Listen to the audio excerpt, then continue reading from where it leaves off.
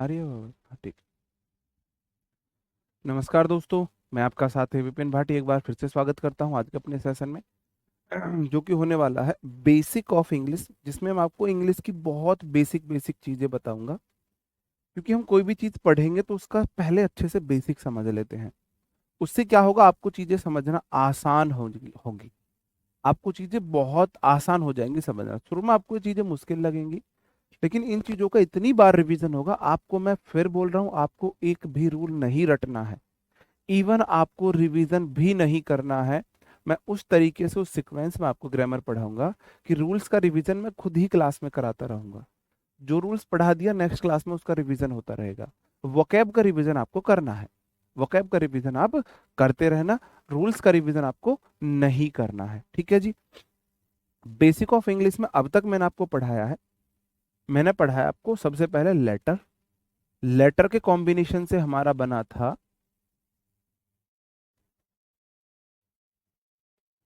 Letter से हमारा बना था मेरे भाई, क्या बना था, वर्ड। वर्ड में मैंने आपको पार्ट्स ऑफ स्पीच पढ़ाई है। वर्ड से हमारा बनता है मेरे भाई फ्रेज। क्या बनता है? वर्ड से फिर दो चीजें बनती है। लेटर के ग्रुप से वर्ड बना, वर्ड के ग्रुप से या तो बनेगा फ्रेज या बनेगा क्लॉज। फ्रेज क्लॉज में मैंने आपको अंतर बताया। जो फ्रेज होती है उसमें सब्जेक्ट वर्ब पेयर नहीं होता है। क्लॉज में आपका सब्जेक्ट वर्ब पेयर होता है। यही बातें मैंने अभी तक आपको बताई है। सही बात है जी, यही बातें बताई है मैंने आपको। सही बात है। ओके। तो वहीं से हम थोड़ा आगे बढ़ते हैं। आपको इसमें बताना है कि इस सेंटेंस में कितनी क्लॉजेस हैं। Question number 1, 2, 3, 4, 5, 6, 7। आपको 1 2 3 4 5 6 7 में लिखना है जी, इसमें इतनी क्लॉज है, इसमें इतनी क्लॉज है, इसमें इतनी क्लॉज है। सेंटेंस में की हिंदी ट्रांसलेट। देखो धीरे धीरे आपको आइडिया होगा। मैं चलो यहाँ पे फिर भी सेंटेंस की हिंदी बता दिया करूंगा। बिल्कुल आपको चैप्टर वाइज क्वेश्चन सीट भी प्रोवाइड की जाएगी। सीपीओ तक एग्जाम का सिलेबस हम खत्म कर लेंगे। और कोई डाउट बोलो जी, और कुछ डाउट बोलो। टेंस भी पढ़ाएंगे, टेंस तो जरूर पढ़ाएंगे। मैं आपको बेसिक आज करा के कल वर्ब बेसिक कराऊंगा। फिर आपकी नाउन चलेंगी, प्रोनाउन चलेंगी, उसके तुरंत बाद हम टेंस पढ़ेंगे, ठीक है जी। इस बैच से एमटीएस इजीली हो जाएगा। और बोलो, बताओ जी। देखो आप बोलोगे जी आई सब्जेक्ट है, वांट वर्ब है। टू लूज वेट, मैं वेट कम करना चाहता हूं, ये इसका मीनिंग है। तो आई सब्जेक्ट वांट वर्ब मतलब कि क्लोज वन यहाँ पे आ गई है। येट यद्यपि, आई ईट, आई सब्जेक्ट है, ईट वर्ब है, क्लोज टू चॉकलेट डेली। मैं वेट लूज करना चाहता हूँ, हालांकि मैं रोज चॉकलेट खाता हूँ, ठीक है जी। सेंटेंस में दो क्लॉज थी। अगला क्वेश्चन है, माइकल सब्जेक्ट है मेरे भाई, और डिड नॉट लाइक ये मेरी वर्ब है। हेल्पिंग वर्ब इसे बोलते हैं हम, और ये मेन वर्ब है। ये दोनों मिलके एक वर्ब बनती है, सब्जेक्ट वर्ब पेयर मतलब क्लॉज वन, है ना। Like to read, he was not very good at it. तो माइकल कोई फीमेल रही होगी, यहाँ पे कॉमा है, सी सब्जेक्ट है, वॉज नॉट ये वर्ब है मतलब कि क्लॉज टू है। अगला वाला क्या सेंटेंस देखेंगे, डज मेरा हेल्पिंग वर्ब है, ही सब्जेक्ट है, प्ले वर्ब है। प्ले मतलब खेलना, एक्शन दिखाता है। नाउन प्रोनाउन सब्जेक्ट होते हैं। सब्जेक्ट वर्ब पेयर मतलब कि सेंटेंस में एक ही क्लॉज है, एक ही क्लॉज है। सी सब्जेक्ट है, ये वर्ब है। Subject verb clause one, subject verb clause two. Sentence में दो क्लॉज हैं। सही है जी, कितनी क्लॉज है, दो क्लॉज है। पी वाई क्यू भी करेंगे, सब करेंगे, सब करेंगे। वी सब्जेक्ट है, ड्रिंक वर्ब है, कॉफी एवरी मॉर्निंग। तो सब्जेक्ट एक, वर्ब एक, आगे कोई सब्जेक्ट वर्ब नहीं, मतलब सेंटेंस में एक क्लॉज है। सी वन मतलब एक क्लॉज है। My daddy and my dad never works on the weekend. My dad subject है, नेवर एडवर्ब है, वर्क्स वर्ब है। सेंटेंस में एक वर्ब मतलब कि एक क्लॉज, ठीक है जी। सी डजंट टीच केमिस्ट्री, टी सब्जेक्ट है, डज नॉट टीच वर्ब है, सेंटेंस में एक clause.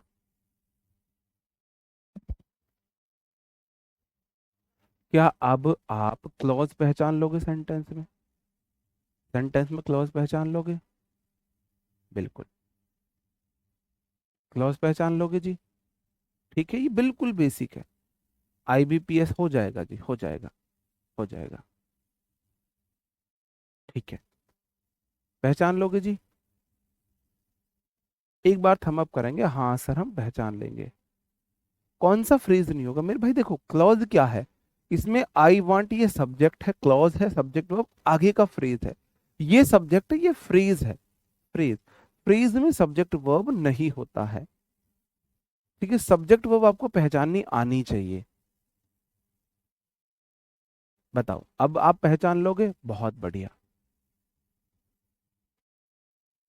How to recognise clause मेरे भाई? सब्जेक्ट वर्ब देखने आपको। सब्जेक्ट एक नाउन होती है, और वर्ब आपको पता है किसी एक्शन वर्ब को दिखाता है।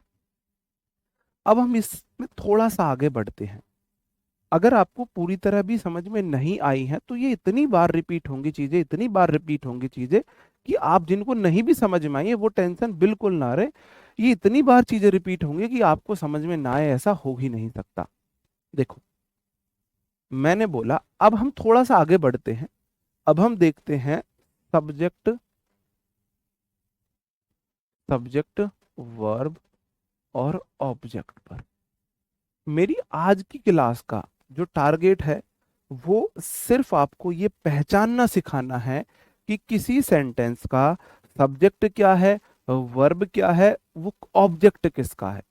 तो ये बात अब थोड़ा ध्यान से सुनना, अब थोड़ा ध्यान से सुनना। देखो, किसी भी सेंटेंस में नाउन होती है या प्रोनाउन होती है, दोनों का फंक्शन सेम होता है। नाउन किसी का नाम है, नाउन की जगह प्रोनाउन आती है, नाउन को रिपीट होने से अवॉइड करने के लिए। तो दोनों के फंक्शन सेम होंगे। ये किसी सेंटेंस में या तो बनेंगे किसी के सब्जेक्ट, या तो बनेंगे ये सब्जेक्ट, और या फिर बनेंगे मेरे भाई ये ऑब्जेक्ट। क्या बनेंगे? ऑब्जेक्ट। अब ये सब्जेक्ट क्या है और ऑब्जेक्ट क्या है, तो मैं बता देता हूं आपको। सब्जेक्ट क्या होता है? सब्जेक्ट होता है मेरे भाई डूअर। डूअर मतलब एक्शन करने वाला, या सेंटेंस जिसके बारे में है। एक्शन करने वाला या सेंटेंस जिसके बारे में है, ये मेरा सब्जेक्ट होता है। रटना बिल्कुल नहीं है आपको, ऐसा नहीं है जी मैं ये इतनी सारी बातें याद कैसे रहेंगी, याद रखनी नहीं है। जैसे कि मैंने बोला I teach you, I teach you, तो इसमें एक्शन किसने किया है? एक्शन क्या हुआ है टीच का, वो किसने किया है? किसने किया है एक्शन? एक्शन किसने किया है बताओ जी। पहला टॉपिक नाउन रहेगा, लेकिन वो नाउन तक मैं आपको बेसिक इतना अच्छा करना चाहता हूं कि फिर आपको चीजें इजीली समझ में आएंगी, ये मेरी गारंटी है। ठीक है जी। जी। जी, कोई बात नहीं। पहली बार पढ़ रहे हो, नहीं समझ आया, मैं इतना तो भरोसा करो, जब मैं ये बोल रहा हूँ नहीं समझ में आया, बिल्कुल टेंशन मत लो। क्योंकि ये चीजें जब जैसे जैसे अभी मैंने सिर्फ डेफिनेशन बताई है, ये इतनी बार रिपीट होंगी, इतनी बार रिपीट होंगी, आप बोलोगे पूरा खेल ही इसका है जी। सब्जेक्ट है, वर्ब उसका ऑब्जेक्ट, प्रेपो उसका ऑब्जेक्ट, कुछ भी तो नहीं है इंग्लिश में। इतनी बार रिपीट होंगे, बिल्कुल टेंशन मत लो। एक्शन हुआ है टीच करने का, किसका? ये एक्शन हुआ है। एक्शन किसने किया है? आई ने किया है, तो मेरे भाई आई हो गया सब्जेक्ट, सब्जेक्ट हो गया। एक्शन को रिसीव किसने किया है? अब देखो, ऑब्जेक्ट क्या होता है मेरे भाई? ऑब्जेक्ट को बोला जाता है रिसीवर।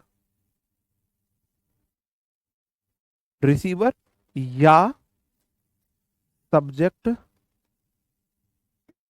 के बारे में बताने वाला। ये डेफिनेशन आपको नहीं रटनी है, डेफिनेशन आपको बिल्कुल नहीं रटनी है, तो सिर्फ बताने के लिए है।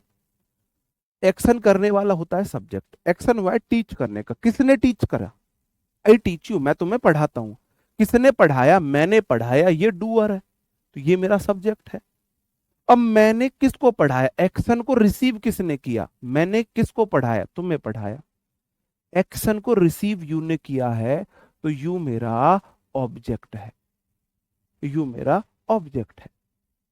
एक्शन को रिसीव किसने किया? ऑब्जेक्ट ने। एक्शन करने वाला सब्जेक्ट, रिसीव करने वाला ऑब्जेक्ट।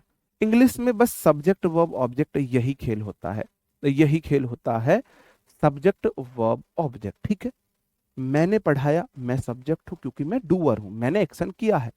एक्शन क्या किया है? पढ़ाने का। ठीक है जी, किस पे किया है? आप लोगों पे। अब दूसरा क्वेश्चन देख लो, आई टीच इंग्लिश। इसमें भी आप बताओगे, आप बोलोगे जी एक्शन फिर से टीच करने का हुआ है, तो ये तो मेरी वर्ब है। एक्शन किसने किया है? आई ने किया है, मतलब ये सब्जेक्ट है। एक्शन क्या किया है? देखो, करने वाला सब्जेक्ट है, एक्शन या तो क्या किया है या किस पे किया है, दो का आंसर ऑब्जेक्ट मिलता है। तो इस बार मैंने एक्शन किया है इंग्लिश पर, जो एक्शन रिसीव किया है वो इंग्लिश ने किया है, तो इस बार ये मेरा ऑब्जेक्ट हो गया, ये मेरा ऑब्जेक्ट हो गया। सही बात है जी, ये मेरा ऑब्जेक्ट हो गया, एक्शन करने वाला, ऑब्जेक्ट रिसीवर है। ठीक है जी, बिल्कुल।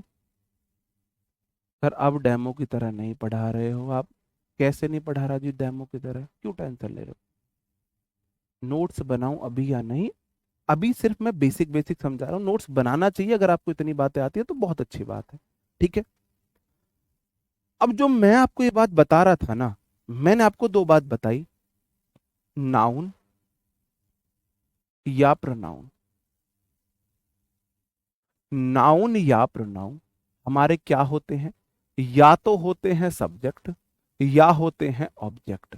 आपने ये बात नोटिस करी? प्रोनाउन सब्जेक्ट, प्रोनाउन ही object, pronoun subject, noun object. देखो, ये एक प्रोनाउन है, ये एक प्रोनाउन है, ये एक प्रोनाउन है और ये एक नाउन है। नाउन प्रोनाउन ही सब्जेक्ट होते हैं, नाउन प्रोनाउन ही ऑब्जेक्ट होते हैं। नाउन प्रोनाउन ही सब्जेक्ट होते हैं, नाउन प्रोनाउन ही ऑब्जेक्ट होते हैं। अब बस आपको एक बात समझनी है, जो ऑब्जेक्ट होते हैं ना, वो या तो वर्ब के होते हैं या प्रेपो के होते हैं। या तो वर्ब के होते हैं या प्रेपो के होते हैं। कहने का मतलब है, कहने का मतलब है वर्ब के बाद नाउन या प्रोनाउन। आज अगर सिर्फ इतनी बात को आप सीख गए तो आज की क्लास सार्थक है। ठीक है जी, उसका ऑब्जेक्ट है।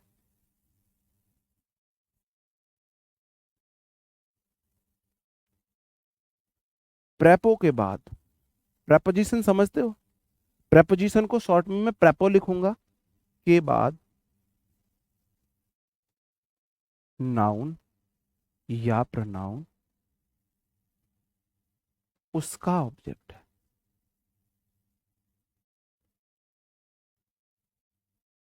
उसका ऑब्जेक्ट है। अभी तक आपको जी कैसे पहचानेंगे? बिल्कुल ऐसे ही पहचानेंगे, बिल्कुल ऐसे ही पहचानेंगे। देखो, एक एग्जाम्पल मैं आपको बताऊंगा, उसके बाद अगर आपने पहचानना सीख लिया, आज की क्लास मेरी सार्थक है। आज सिर्फ मैं इतना सिखाने आपको आया हूं, और अगर आपने ये बात सीख ली तो आज सिर्फ एक क्लास में आप 30% इंग्लिश सीख गए हो। 30% इंग्लिश आप सिर्फ इस बात में सीख जाओगे, नाउन प्रोनाउन सब्जेक्ट होते हैं, नाउन प्रोनाउन ही ऑब्जेक्ट होते हैं। और ऑब्जेक्ट सिर्फ ग्रामर में दो चीज के होते हैं, वर्ब के होते हैं, प्रेपो के होते हैं, वर्ब के होते हैं, प्रेपो के होते हैं। ठीक है, जैसे कि एग्जाम्पल है, she speaks 3 languages besides Spanish. आप बोलोगे जी सी एक क्या है? प्रोनाउन है। मेरे किसी भाई बहन को यहां तक दिक्कत कि सी एक प्रोनाउन है? सबको पता होगा सी एक प्रोनाउन है। स्पीक्स मतलब ये एक्शन है, मतलब कि एक्शन तो वर्ब है, बोलना एक एक्शन है, बोलना एक एक्शन है, बोलना एक्शन है, ये बात आप मानोगे? तो ये तो मेरा सब्जेक्ट है, ये वर्ब है। अब 3 लैंग्वेजेस, लैंग्वेज मेरा नाउन है। बस आप मुझे ये बता दो, ये एक ऑब्जेक्ट है? ऑब्जेक्ट है ना, आप बोलोगे जी बिल्कुल ऑब्जेक्ट है, क्योंकि नाउन एक ऑब्जेक्ट होता है। ठीक है, अब ये ऑब्जेक्ट किसका है, बस आपको मुझे ये बताना है। मैंने अभी आपको बताया वर्ब के बाद नाउन प्रोनाउन उसके ऑब्जेक्ट होते हैं, प्रेपो के बाद नाउन प्रोनाउन उसके ऑब्जेक्ट होते हैं। तो ये वर्ब के बाद नाउन आई है, ये किसका ऑब्जेक्ट है, बस आप मुझे ये बताएंगे किसका ऑब्जेक्ट है, किसका ऑब्जेक्ट है। बहुत बढ़िया, बहुत बढ़िया। आप बोलोगे जी सी सब्जेक्ट है, स्पीक्स वर्ब है, थ्री लैंग्वेजेस। भाई गिन हम नाउन को सकते हैं, एक दो तीन चार पांच गिनने वाली चीजें नाउन होती हैं, तो लैंग्वेजेस जो है वो नाउन है, ये वर्ब का ऑब्जेक्ट है मेरे भाई, ये वर्ब का ऑब्जेक्ट है, ये वर्ब का ऑब्जेक्ट है। अब आपको नहीं पता बिसाइड्स, अब मैं आपको बता दूं बिसाइड्स एक प्रेपो है। अभी आपने नहीं पढ़ा तो आपकी गलती नहीं है, बिसाइड प्रेपो है। जब आप बिसाइड को पढ़ लोगे, जब हम प्रेपो पढ़ाएंगे तो आप बिसाइड को पढ़ लोगे। नहीं, सी का ऑब्जेक्ट नहीं है भाई, वर्ब का, सब्जेक्ट का ऑब्जेक्ट नहीं होता। ऑब्जेक्ट या तो वर्ब के होते हैं या प्रेपो के होते हैं। अब मैंने आपको बता दिया बिसाइड्स क्या है, एक प्रेपोजिशन है। स्पेनिश क्या है, एक लैंग्वेज का नाम है। स्पेनिश एक लैंग्वेज का नाम है, ये बात आप मानोगे। स्पेनिश एक लैंग्वेज का नाम है, तो एक एक बात एक एक मेरा भाई बात मानेगा, स्पेनिश का मतलब नाउन है। अब स्पेनिश किसका ऑब्जेक्ट है, बस आप मुझे ये और बता दो, ये और बता दो स्पेनिश किसका ऑब्जेक्ट है। बहुत बढ़िया, वर्ब का ऑब्जेक्ट है, थ्री लैंग्वेजेस, बहुत गजब। स्पेनिश किसका ऑब्जेक्ट है, अमन कुमार मेरे शेर गजब, बहुत बढ़िया जी, बहुत बढ़िया। पूरी इंग्लिश ग्रामर में ना मैं आपको यही समझाता रहूंगा, वर्ब का ऑब्जेक्ट प्रेपो का ऑब्जेक्ट, वर्ब का ऑब्जेक्ट प्रेपो का ऑब्जेक्ट, वर्ब का ऑब्जेक्ट प्रेपो का ऑब्जेक्ट। बस आप अपना बेस क्लियर कर लो, जब हम चैप्टर पढ़ना शुरू करेंगे ना तो आपको चीजें बहुत सिंपल लगने लगेंगी। स्पीक्स वर्ब का, बहुत बढ़िया। आप बोलोगे जी प्रेपो के बाद स्पेनिश एक नाउन आई है, ये तो प्रेपो का ऑब्जेक्ट है। अब एक एग्जाम्पल मैंने आपको बता दिया, एक एग्जाम्पल मैंने आपको बता दिया, ठीक है। बिसाइड्स अगर आपको नहीं पता, बिसाइड्स होता है के अतिरिक्त, ये प्रेपोजिशन होती है, और हम इन्हें प्रेपोजिशन में पढ़ेंगे। बहुत गजब, बहुत गजब। अगला क्वेश्चन है, यू मेरा सब्जेक्ट है, मस्ट सी मेरी वर्ब है। मस्ट हमारा एक मॉडल होता है, उसके बाद हमेशा वी वन आती है, ठीक है। तो यू सब्जेक्ट है, मस्ट सी वर्ब है, आर्टिकल हमेशा नाउन के लिए आता है, तो आ डॉक्टर मेरा नाउन है। तो इसमें डॉक्टर क्या है, इसमें डॉक्टर क्या है, आप बोलोगे जी सब्जेक्ट है, वर्ब है, वर्ब के बाद नाउन आई है, तो ये तो इस वर्ब का ऑब्जेक्ट है। अगर सिर्फ आप इतनी सी बात समझ रहे हो तो इसका मतलब आप इंग्लिश आसानी से समझ जाओगे, आप इंग्लिश आसानी से समझ जाओगे। सिर्फ अब तक मैंने जो भी बताया, क्लॉज क्या है, फ्रेज क्या है ना, सब्जेक्ट वर्ब पेयर क्लॉज है, नहीं तो फ्रेज है, वो भी आपको समझ में आई नहीं तो भी दिक्कत नहीं है। अगर आप ये समझ रहे हो ना तो इंग्लिश सिखाने की गारंटी मेरी है, थारा भाई जोगिंदर तुम्हें इंग्लिश सिखा देगा। बस सब्जेक्ट है, प्रेपोजिशन वर्ब है, वर्ब का ऑब्जेक्ट है, बिकॉज ऑफ क्या है, बिकॉज ऑफ प्रेपोजिशन है, ऑफ प्रेपोजिशन होती है, प्रेपोजिशन होती है। तो मेरे भाई दिस स्लीप डिसऑर्डर, डिसऑर्डर एक नाउन है, तो दिस स्लीप डिसऑर्डर क्या है, किसका ऑब्जेक्ट है, बताओ जी किसका ऑब्जेक्ट है।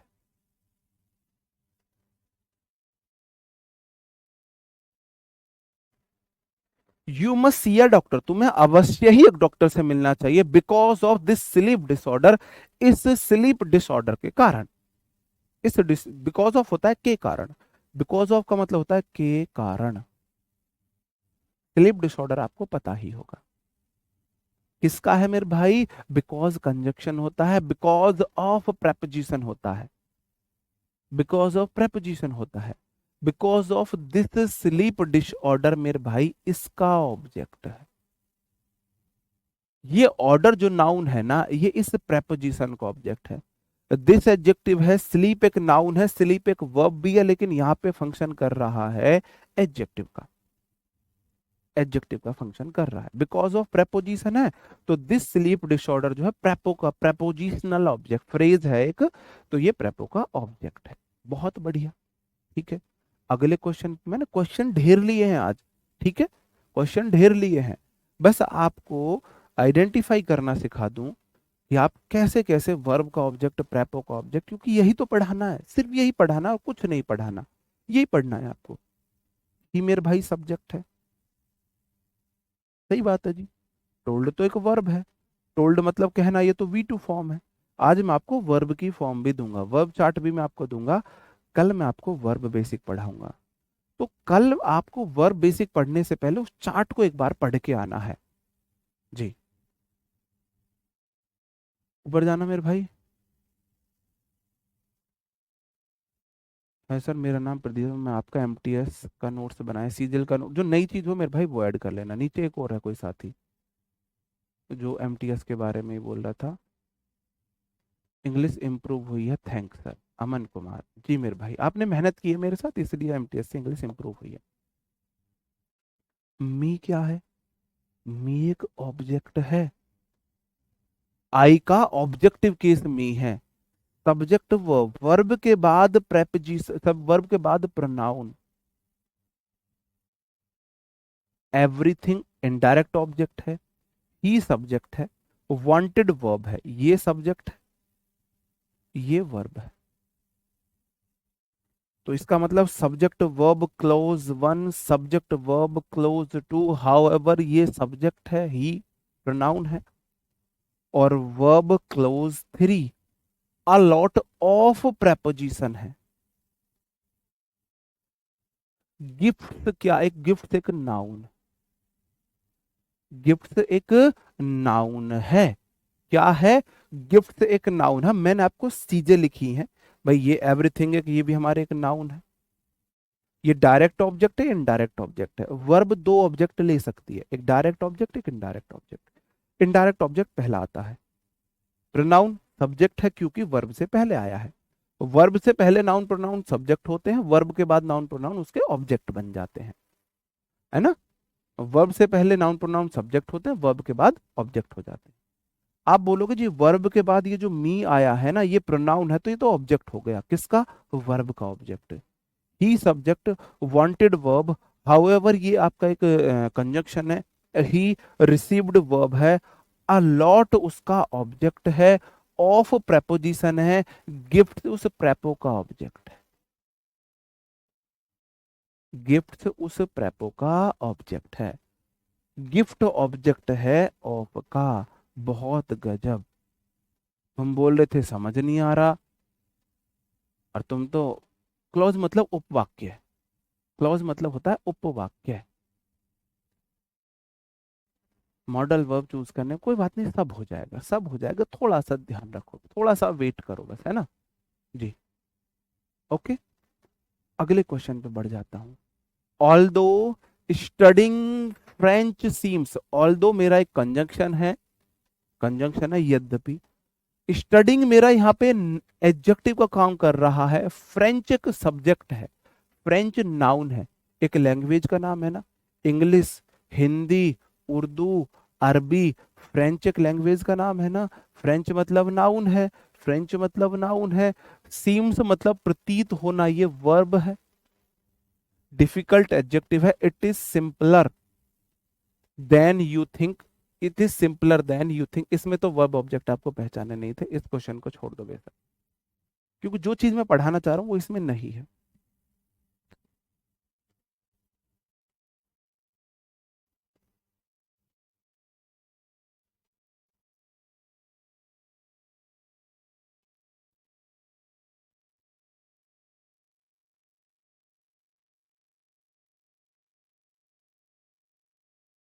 अगला क्वेश्चन देखो।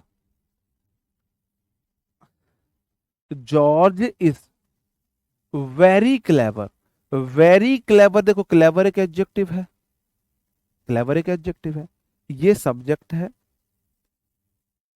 इज वर्ब है, और ऑब्जेक्ट बनते हैं नाउन प्रोनाउन। ऑब्जेक्ट बनते हैं नाउन प्रोनाउन। ये नाउन प्रोनाउन नहीं है। क्लेवर मतलब कि क्लेवर बॉय, क्लेवर एक एडजेक्टिव है तो ये ऑब्जेक्ट नहीं है। बट मेरे भाई कंजंक्शन है, ही सब्जेक्ट है, डजंट स्टडी वर्ब है, डजंट स्टडी वर्ब है, ही सब्जेक्ट है, डजंट स्टडी वर्ब है, डज नॉट स्टडी, और हिज लेसन उस वर्ब का ऑब्जेक्ट है।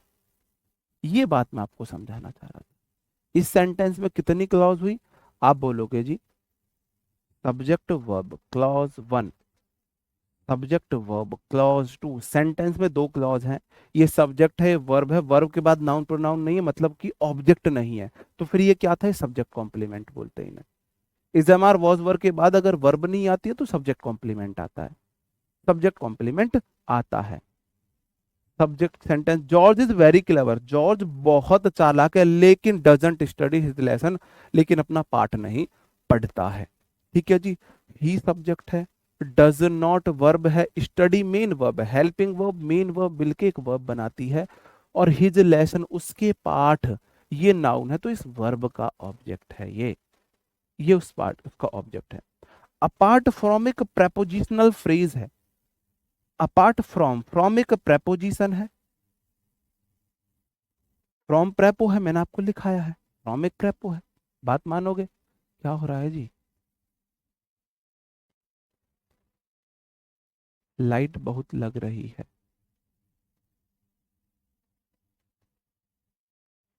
अबे हमें तो गोलाकार कैसे काला कैसे कर दो, बस इन्हें दिखना चाहिए अच्छे से।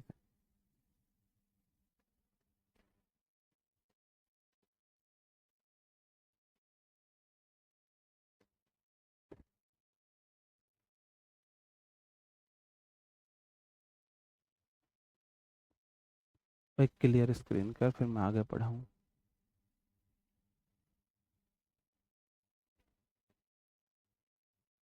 नहीं, वोकैब सिर्फ क्लास को ही फॉलो कर लेना, बहुत हो जाएगा। जी।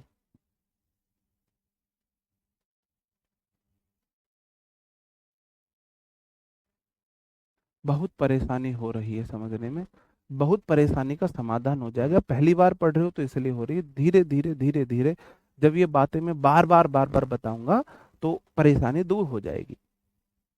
पहली बार अगर इंग्लिश पढ़ रहे हो तो आपको हो रही होगी, मैं समझ सकता हूँ, लेकिन धीरे धीरे दूर हो जाएगी, बिल्कुल टेंशन मत लो, बिल्कुल टेंशन मत लो।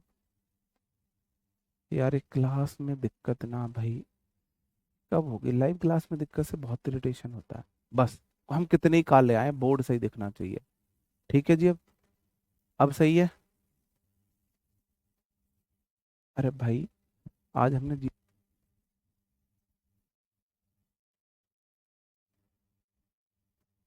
है।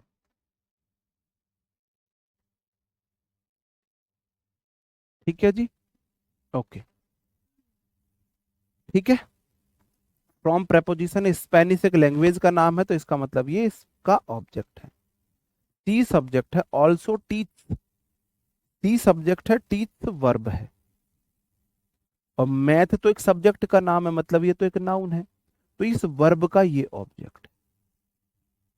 आपको सिर्फ इतना आज मैं पहचानने के लिए बोल रहा हूं कि कोई नाउन है, प्रोनाउन है, वो सब्जेक्ट है या ऑब्जेक्ट है। ऑब्जेक्ट है तो किसकी है? वर्ब की है, प्रेपोजिशन की है। प्रेपो के बाद नाउन आई, प्रेपो की ऑब्जेक्ट बन गई। सब्जेक्ट आया, वर्ब से पहले नाउन प्रोनाउन आई तो वो सब्जेक्ट बन गई। वर्ब के बाद नाउन आई, वर्ब का ऑब्जेक्ट बन गई, वर्ब का ऑब्जेक्ट बन गई। सिंपल सी तो बात है भाई, है ना? सिंपल सी तो बात है। अगला क्वेश्चन है, they should take your umbrella because it is raining. आप बोलोगे जी दे एक प्रोनाउन है, मतलब कि सब्जेक्ट है, क्योंकि शुड मॉडल है, टेक वर्ब है, हेल्पिंग वर्ब मेन वर्ब मिलके एक वर्ब बनती है,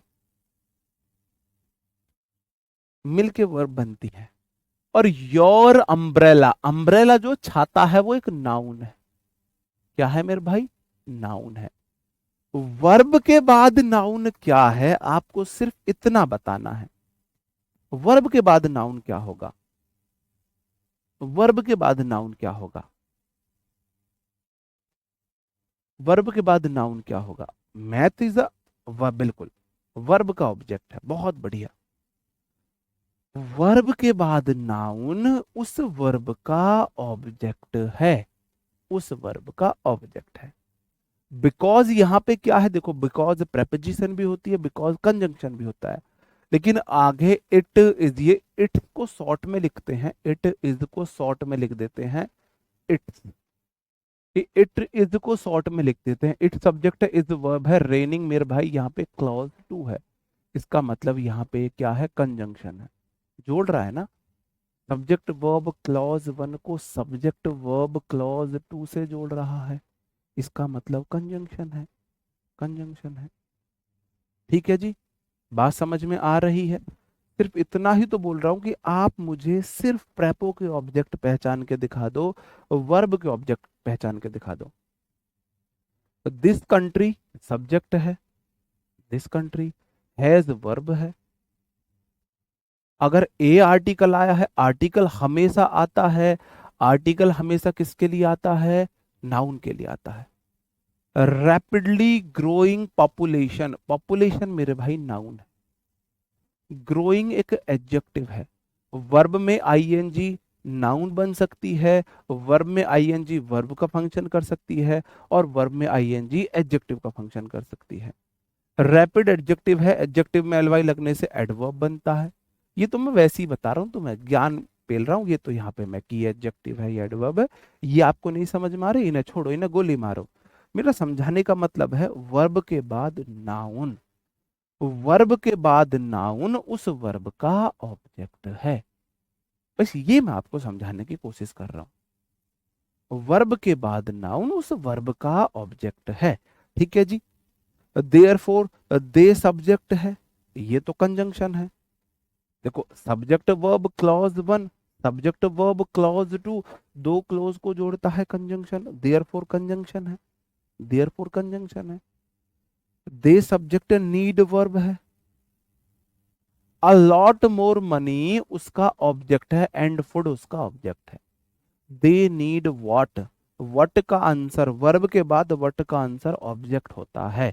ठीक है, तो आप बोलोगे जी नीड वर्ब के बाद a lot more money, a lot more money, money मेरा नाउन है तो ये इसका ऑब्जेक्ट है, एंड के इधर नाउन है तो इधर भी नाउन है, अगर एंड के इधर अगर ऑब्जेक्ट होता है तो उधर भी ऑब्जेक्ट ही होता है, ये उसका ऑब्जेक्ट है जी। ठीक है जी, बात समझ में आई। और भाई डिस्टर्ब हो रही है इस बंदे से जी। ठीक है, ओके, बहुत बढ़िया। अगला क्वेश्चन है वेदर और नॉट, वेदर और नॉट आपका कंजंक्शन होता है वैसे। जॉन क्या है मेरे भाई, जॉन एक सब्जेक्ट है, इज वर्ब है, कमिंग वर्ब है, helping verb plus main verb, to preposition है, द स्कूल उस नाउन है। देखो द आर्टिकल नाउन के लिए आता है, द आर्टिकल तो नाउन के लिए आता है, द आर्टिकल नाउन के लिए आता है ना। आप अब मुझे ये बताओ द स्कूल क्या है, किसका ऑब्जेक्ट है, द स्कूल किसका ऑब्जेक्ट है, बस मुझे ये बता दो तो मैं समझ लूंगा आज की क्लास मेरी सार्थक हो गई। अगर आपने मुझे सिर्फ आज इतना बता दिया कि द स्कूल किसका ऑब्जेक्ट है, वर्ब का ऑब्जेक्ट है, किसका ऑब्जेक्ट है, तो मैं मान लूंगा मेरी आज की क्लास सार्थक हो गई है। समझ नहीं आ रहा है मेरे भाई, कोई दिक्कत नहीं है, ये एक दिन नहीं चलेंगी, हर चैप्टर में यही चीज चलेंगी, हर चैप्टर में यही चीज चलेंगी, हर चैप्टर में यही चीज चलेंगी। नहीं ग्रोइंग वर्ब नहीं है तो वर्ब फंक्शन एडजेक्टिव का कर रही, ग्रोइंग यहाँ पे एडजेक्टिव है। डेवलपिंग कंट्रीज सुना है ना आपने, डेवलपिंग कंट्रीज, वो एडजेक्टिव में पढ़ेंगे आप।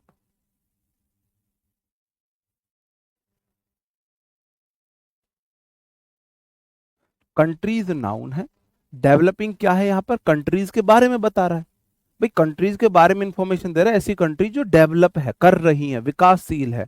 नाउन के बारे में एडिशनल इंफॉर्मेशन देने वाला तो एडजेक्टिव होता है। तो आईएनजी वाली जो वर्ब होती हैं वो अगर हेल्पिंग वर्ब के बाद नहीं है तो वो एडजेक्टिव का फंक्शन कर सकती है।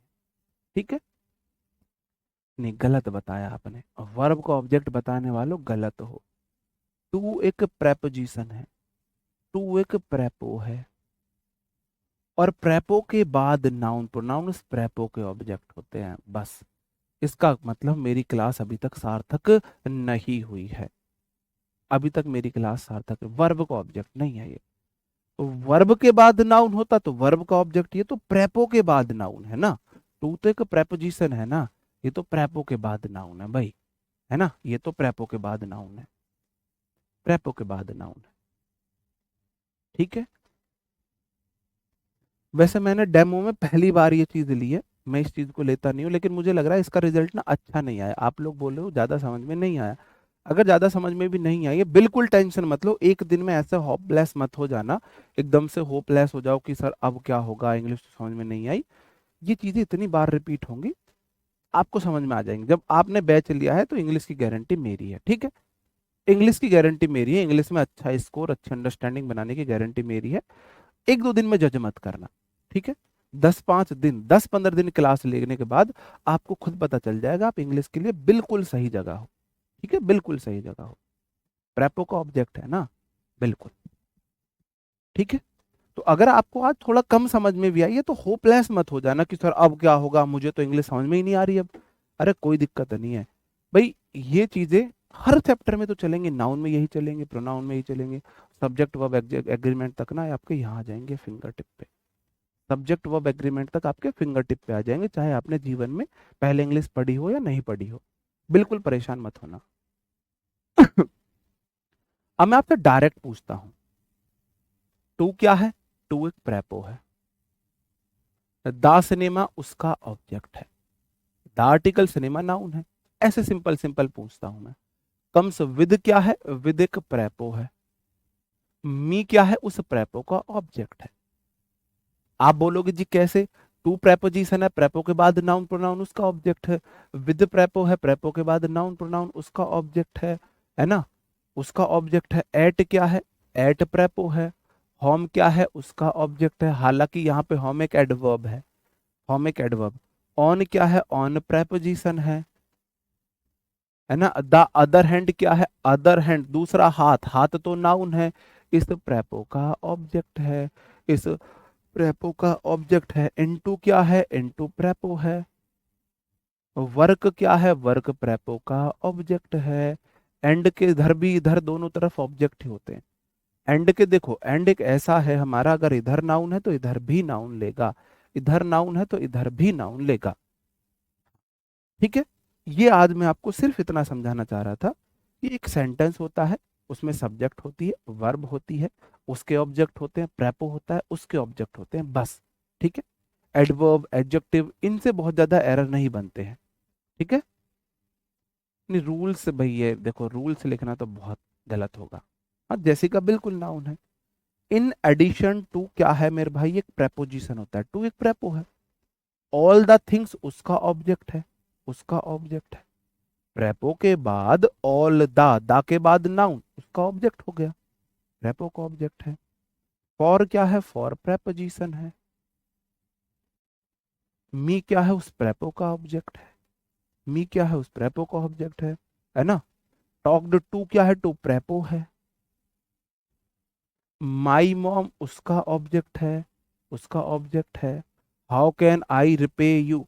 रिपे क्या है मेरे भाई? रीपे वर्ब है, आई सब्जेक्ट देखो, how help W H word है, कैन हेल्पिंग वर्ब है, आई रिपे यू क्या है? इस वर्ब का ऑब्जेक्ट है।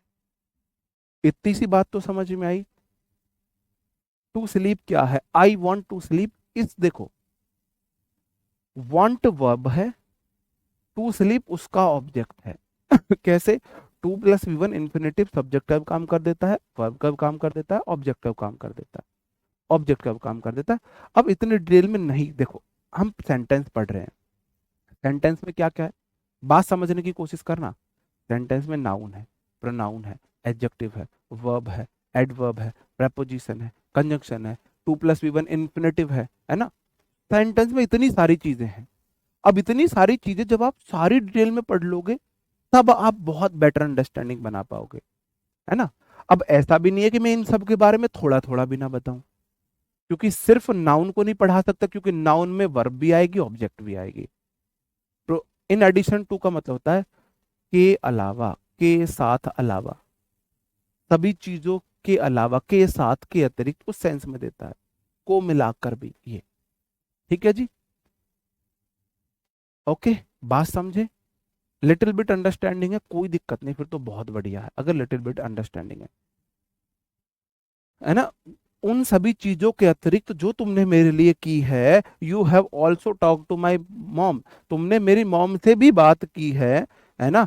How can I repay you, मैं तुम्हें कैसे वापस कर सकते हूँ तुम्हारा इंसान, मतलब एहसान, ये बोलना चाह रहा है। Sleep to. अब आप देखो, अभी आपकी अंडरस्टैंडिंग है टू के बाद नाउन ऑब्जेक्ट होती है, बिल्कुल ठीक है। अभी की अंडरस्टैंडिंग से ठीक है, बिल्कुल ठीक है, मैं मना नहीं कर रहा, बिल्कुल ठीक है। हम कल पढ़ेंगे मेरे भाई वर्ब बेसिक। क्या पढ़ेंगे? ये इतने सारे एग्जाम्पल्स हैं, इनमें आपको खुद ढूंढना है वर्ब का ऑब्जेक्ट, प्रेपो का ऑब्जेक्ट।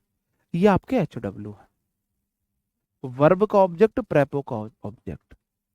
आज मैंने आपको सिर्फ ऑब्जेक्ट पहचानने सिखाए हैं, जिससे कि आपकी जो अंडरस्टैंडिंग है ना वो अच्छी बनेगी। आप देखना धीरे धीरे धीरे धीरे इन्हीं से आपकी अंडरस्टैंडिंग बनेगी। मैं नाउन पढ़ाऊंगा तो भी ये चीजें रिपीट होंगी, प्रोनाउन पढ़ाऊंगा तो भी ये चीजें रिपीट होंगी, सब्जेक्ट वर्ब एग्रीमेंट पढ़ाऊंगा उसमें तो सिर्फ यही रिपीट होंगी। तो आपकी धीरे धीरे अंडरस्टैंडिंग बनाने की मैं कोशिश कर रहा हूँ, एक दिन में अंडरस्टैंडिंग नहीं बनेगी। ठीक है, तो पेशेंस रखें, बिल्कुल अंडरस्टैंडिंग बनेगी। ये आपके एचडब्ल्यू है, ठीक है जी, ये आपके एचडब्ल्यू है। उसके बाद क्या है, मैं आपको कल वर्ब बेसिक पढ़ाऊंगा। क्या पढ़ाऊंगा? Verb basic. और अब तक की सबसे इंपॉर्टेंट क्लास आपकी कल होने वाली है। अब तक की सबसे इंपॉर्टेंट क्लास आपकी कल होने वाली है। देखो हमारी जो वर्ब होती है ना, वर्ब, वर्ब दो प्रकार की होती है। एक होती है हेल्पिंग वर्ब, एक होती है मेन वर्ब। अब हेल्पिंग वर्ब्स मात्र 16 होती हैं, इनके अकॉर्डिंग थाउजेंड्स होती हैं। मेन वर्ब थाउजेंड्स होती हैं। 16 हेल्पिंग वर्ब्स के साथ मेन वर्ब चलती है। हेल्पिंग वर्ब मतलब हेल्प करने वाली वर्ब। ये हेल्पिंग वर्ब मेन वर्ब की हेल्प करती है। तो इन मेन वर्ब्स की ना, ये हजारों हेल्प मेन वर्ब होती हैं, इनकी ना 5 फॉर्म होती है। 5 फॉर्म होती है, V1, V2, V3, V4, V5। हर टीचर अपने अलग अलग तरीके से पढ़ाता है, कोई दिक्कत नहीं। कहीं तक आपने अभी तक शायद हो सकता है वर्ब की 3 फॉर्म ही पढ़ी हो। याद करने के लिए वर्ब की 3 फॉर्म ही आपको याद करनी है। कल की क्लास में आपको जब आओगे ना, तो ये जो मैं आपको वर्ब चार्ट दे रहा हूँ, ये वर्ब चार्ट मैं आपके जो हमारा टेलीग्राम ग्रुप है, आपका विनर्स बैच का टेलीग्राम ग्रुप है, उसमें भी मैं डाल दूंगा, तो उसका प्रिंट आउट आप निकलवा लेना। और ये एक बार जरूर पढ़ के आना, ये एक बार जरूर पढ़ के आना, जरूर पढ़ के आना।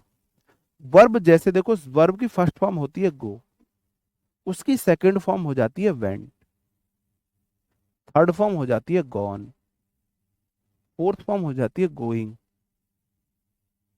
और फिफ्थ फॉर्म हो जाती है गोज। तो कई बार टीचर इसको आईएनजी फॉर्म, इसको सिंगुलर फॉर्म भी बोल देता है, आईएनजी फॉर्म, सिंगुलर फॉर्म भी बोल देता है। बाकी ये 3 तो आपने जरूर कहीं ना कहीं पढ़ी होंगी। आपने फिफ्थ सिक्स सेवन्थ एट तक भी अगर इंग्लिश पढ़ी है, तो गो, वेंट, गॉन, गोइंग, गोज ये पढ़ी होगी। और मैं आपको फिर से बता दूं, अगर आपको आज की क्लास कम समझ में आई है, तो बिल्कुल परेशान होने वाली बात नहीं है। ये चीजें आज मैंने आपको सिर्फ एक ट्रेलर सा दिया है वर्ब ऑब्जेक्ट का। सारी चीजें बार बार इतनी बार रिपीट होंगी, इतनी बार रिपीट होंगी। बस 15 दिन ना आप आंख बंद कर लेना, आपको समझ में आ रही है नहीं आ रही बात। बस 15 दिन, 15 दिन के बाद आप डिसीजन ले लेना कि मैं इंग्लिश सीख सकता हूँ या सकती हूँ या नहीं। मुझे टीचर कहीं और सर्च करना है या यहीं पे मैं सीख सकता हूँ या सीख सकती हूँ। मात्र 15 दिन, ठीक है? इतना तो मान सकता हूँ ना आपसे, इतना तो मांग सकता हूँ, 15 दिन तो मांग सकता हूँ ना। ओके। वर्ब जो होती है उनकी 5 फॉर्म होती है, गो, वेंट, गॉम, गोइंग, गोज, ठीक है? हर एक वर्ब की 5 फॉर्म होती है। आपको 3 फॉर्म याद करनी है। ये वर्ब चार्ट मैं आपको आज की पीडीएफ में नीचे अटैच भी मिलेगा। आज जो पीडीएफ डलेगी ना, उसमें आपको ये नीचे अटैच मिलेगा, और टेलीग्राम पे भी दे दूंगा। आपको ये फॉर्म्स याद होने चाहिए, है विद मीनिंग। अबेंडन मतलब त्याग देना, की सेकंड फॉर्म होगी अबेंडन्ड, अबेंडन। याद होने का मतलब ऐसा नहीं रट्टा मारो। याद होने का मतलब है आपको आज, आज है मंडे, आज के मंडे से लेकर नेक्स्ट मंडे तक जैसे न्यूज़पेपर पढ़ते हैं इनकी रीडिंग करनी है रोज एक बार। आपका आधा घंटा लगेगा, रोज एक बार रीडिंग करनी है, सिर्फ रीडिंग करनी है। देखो, मेहनत तो करनी पड़ेगी, है ना, मेहनत तो करनी पड़ेगी मेरे भाई। आप सोचो बिना मेहनत के आप सीख जाए, पीवाई क्यू भी कराएंगे, सब कराएंगे, सब कराएंगे, टेंशन भर भर के प्रैक्टिस कराएंगे, सब कराएंगे। ठीक है, आप सोचो कि बस एक बार सर बता दे हमें चीजें हो जाए, वो पॉसिबल नहीं है। फॉलो जरूर कर, मतलब जो इंस्ट्रक्शंस दूं, जो आपसे रिक्वेस्ट करूं, जो आपको बातें बताऊं, उन्हें जरूर फॉलो कर लेना। मैंने बोला आज के मंडे से लेकर नेक्स्ट मंडे तक आपको ये वर्ब चार्ट दिन में एक बार फेरना है, रिवाइज करना है, पेपर की तरह पढ़ना है, सिर्फ एक बार, सिर्फ एक बार पढ़ना है। जैसे कि एक्सेलरेट का मतलब बढ़ाना होता है, एक्सेलरेटेड, एक्सेलरेटेड।